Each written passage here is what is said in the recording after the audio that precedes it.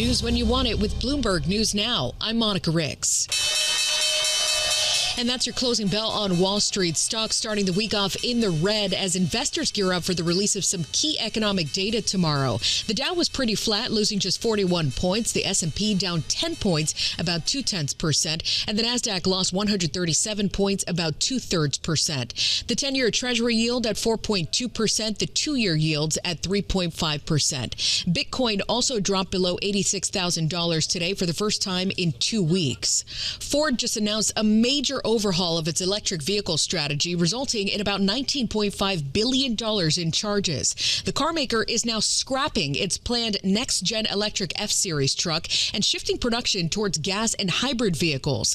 Its signature electric F-150 Lightning pickup will be converted to an extended-range hybrid vehicle. Ford expects half of its global sales volume to come from hybrids, extended-range EVs, and pure EVs by 2030.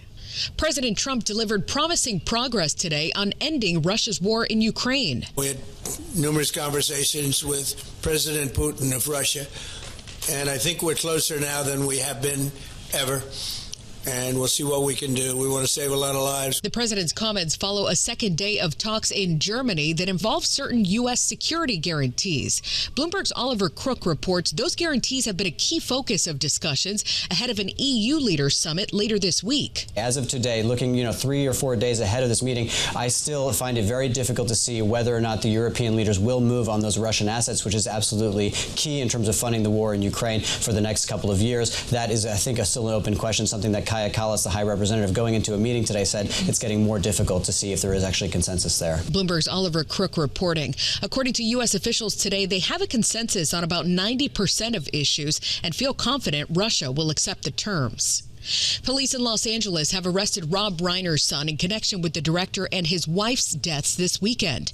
LAPD Chief Jim McDonnell. We have our Robbery Homicide Division handling the investigation. They worked throughout the night on this case and were able to take into custody Nick Reiner, a suspect in this case. He was subsequently booked for murder and is being held on $4 million bail. Police haven't given a motive for the stabbings. And while many have expressed their condolences for Reiner today, President Trump's now doubling down on his comments online that the director died from so-called Trump derangement syndrome. Well, I wasn't a fan of his at all. He was a deranged person as far as Trump is concerned. He said he knew it was false. In fact, it's the exact opposite, that I was a friend of Russia, controlled by Russia. It was the Russia hoax. He was one of the people behind it. I think he hurt himself in career-wise. He became like a deranged person, Trump derangement syndrome. So I was not a fan of Rob Reiner at all in any way, shape, or form. I thought he was very bad for our country. Kentucky Republican Thomas Massie quickly reacted to Trump's post, calling the comments inappropriate and disrespectful. New York Representative Mike Lawler simply condemned it as wrong.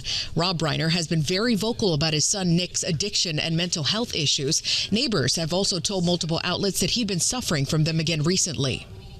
Netflix management has laid out the company's case for acquiring Warner Brothers Discovery after the studio got a competing offer from Paramount. In a letter to employees, CEOs Greg Peters and Ted Sarandos say they're committed to releasing Warner Brothers movies in theaters and promise no studio closures as the industry worries about job losses. But Bloomberg senior litigation analyst Jennifer Reed tells us they may just be saying what people want to hear. Right now, they are trying to convince the shareholders of Warner Brothers that they're going to be a better buyer than Paramount. They're in a fight for the assets, and they've heard what the concerns are, that it's going to kill the movie theater experience and kill movie theaters, that people will lose jobs. People who create content will lose jobs because it's one fewer buyer of content. And so they're just trying to assuage these people that won't be the case if Netflix ends up actually being the buyer of Warner Brothers down the road. Bloomberg litigation analyst Jen Rhee on Bloomberg Intelligence there. Netflix is trying to close its $83 billion deal despite Paramount's hostile offer and regulatory concerns.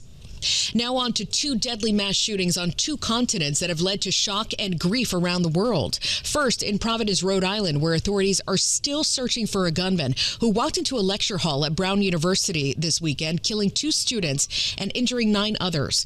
Providence Mayor Brett Smiley says a person of interest was detained yesterday, but later released. We are once again encouraging anyone who thinks that they might have relevant information to assist with our ongoing investigation to please provide it. Finals at the school have been canceled and students are being sent home.